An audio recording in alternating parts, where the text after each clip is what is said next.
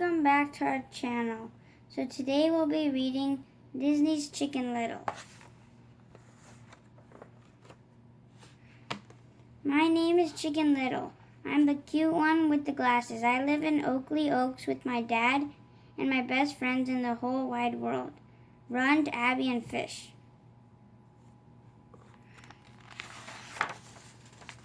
One day I was sitting beneath an old oak tree when boink, something whacked me on the head.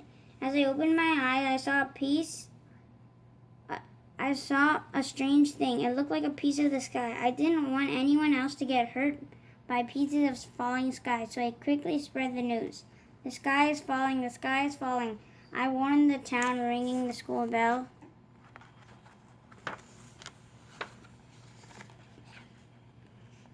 Soon the whole town was in panic, but it turned out the sky wasn't falling. After all, I had just made a mistake. At least that's what my father told the whole town when he tried to apologize. He said that I had been hit by an acorn. After that, everybody thought I was crazy. They called me the crazy little chicken. It made me really sad, and my father just told me to stay out of sight. And that was the worst part. I think he was embarrassed by me. Then I came up with a plan. If I could do something spectacular, everybody would remember me for that instead. So I joined a baseball team. At first, I wasn't very good. In fact, I was terrible. But during the championship, I was somehow able to hit a home run. Can you believe it? One good smack with the bat and was all it took. Wow. I became the star of the town. Everybody wanted to talk to me and be my friend. It was fantastic. Best of all, my dad was happier than I had seen him in a long time. I guess that puts the whole sky is falling incident behind us, once and for all. Hey kiddo, my dad said. Finally, my luck had changed. I was so happy. Later that night, I thanked the stars for my incredible luck, but perhaps I shouldn't have, because one particular star seemed to become bigger and bigger. Wham! It flew right into my forehead, knocking me to the floor. Ouch! Oh no, I thought, a piece of the sky, not again. When I got a closer look, I noticed that the object didn't really look like a star. It looked more like some kind of panel. Then it did the strangest thing. It started to blend right into the floor. Instantly I knew I had to get rid of it. No one would believe me this time, and I would be that crazy little chicken all over again. Finally, I called my friends for help. I'm sure there's a simple, logical explanation, Abby said. I don't care what it is, I replied. I just want it gone for good and everything back to normal. Meanwhile, Fish actually thought the panel was interesting. When he noticed a button on the back, he pushed it. Suddenly, the panel began to shimmer and glow and shake. But that wasn't all. The panel rose into the air and suddenly Fish hopped on top. Then the panel began to zip across the room. Fish seemed to enjoy the ride, but in a flash the panel flew out the window along with Fish. Abby, Runt, and I chased the panel all the way to the baseball stadium, but the panel and Fish had vanished. Then, right in front of our eyes, a giant spaceship appeared and landed on the field. It was unbelievable. A hatch opened and two tentacled creatures came out and disappeared into the field beyond. Come on, I said, let's get out of here. But Abby shook her head and pointed to the top of the spaceship. There was Fish, waving at us. So instead of running away, we bravely ran into the spaceship to rescue our friend.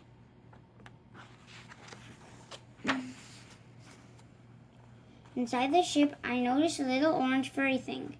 I didn't know what it was. I tried winking back at it, and it actually winked back. Hey, what are you doing? Called Abby. Come on, I raced down the hallway to join my friends. Luckily, we found Fish quickly. But just as we were about to leave the ship, we discovered a huge map of the solar system. Each planet was crossed out with a red X except for one planet. Planet Earth was surrounded by a big red circle. Where next? I whispered. The aliens were obviously planning to invade Earth.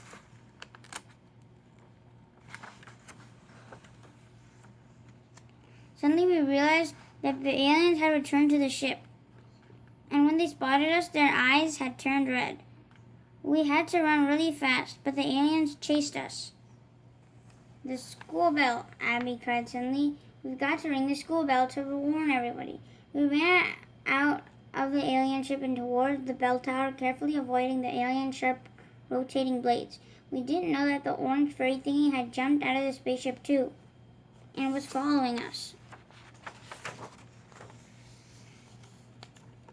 When we reached the tower, I had terrible memories of ringing that bell, but Oakley Oaks was in trouble, so once again I rang the bell. Ding dong, lights came on through the town and there was a panic in the streets. The townspeople gathered at the bell tower. My dad was there too. Come on, I shouted and led everyone to the stadium. But the spaceship was gone. It's the anchor thing all over again, someone grumbled. It was right there. I tried telling them, with aliens who are here to invade Earth. But no one believed me, not even my dad. I was very sad. A.B. Run Fish tried to cheer me up, but didn't help much. Then I heard someone crying. When I looked up, I saw the little orange furry thing from the spaceship. At first, I was a little scared and almost ran away. But Fish happily approached the creature and could actually understand what the furry thing was saying. Fish explained that the orange furry creature was just an alien baby. He had been left behind when the spaceship took off from the stadium. Now he was lost, but before we could do anything about it, a terrible rumbling filled the air. We looked at the sky and could hardly believe our eyes. A fleet of spaceships was attacking Oakley Oaks. The alien baby happily jumped up and ran down at the sight. He eagerly ran to meet his parents.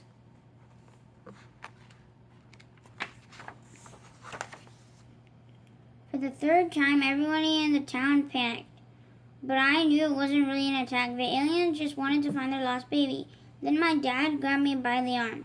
Get in the car, we've got to go. No way, it's actually a rescue mission. I tried to explain what. He asked, forget it, I said. You wouldn't believe me anyway. He hadn't before, so why should he now? Instead, I chased the alien baby. I knew I could stop the attack if I could get him back to his parents, but first I had to catch him.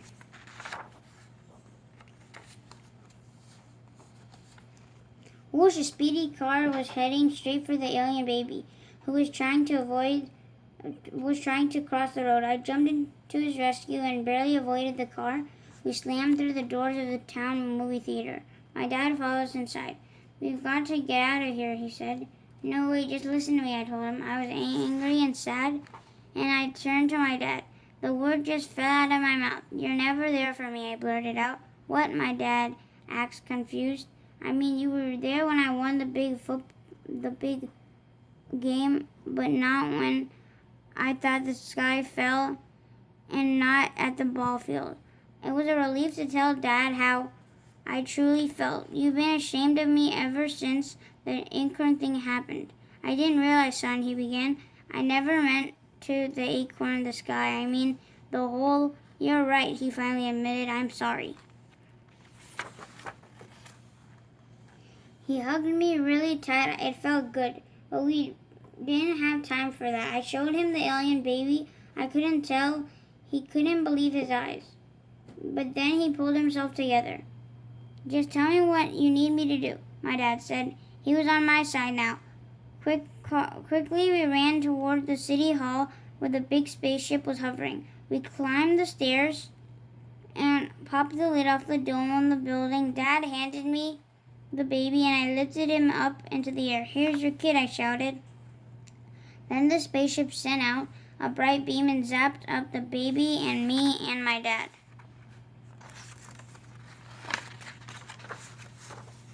Suddenly everything went dark. My dad and I were floating in some kind of chamber. A deep voice said, why did you take our child? It was all an accident, I said. My dad tried to explain that there was an accident and we were trying to return the baby. You have violated intergalactic law. That sounded bad. I was terrified. Suddenly 2 other sets of eyes appeared. We heard the alien baby babble something. Then a soft female voice said, "Honey, he's saying they're telling the truth. It was just a misunderstanding." "Well then, this is awkward, huh?" answered the deep voice. A moment later, we landed on the floor of the spaceship. The aliens were called Mel and Tina. They took us outside where alien troops were fixing the town, putting everything back to normal. "I cannot tell you how sorry we are for this whole misunderstanding," Mel told my dad. "If it hadn't been for your son there, we might have vaporized the entire planet." Soon it was time for the aliens to leave. "Sorry again," Mel said to my dad. "But hey, I'm a dad. You know how it is with your kids. When they need you, you do whatever it takes." My dad nodded. Then as the alien family walked back toward their ship, a panel fell off from the spaceship. Clunk.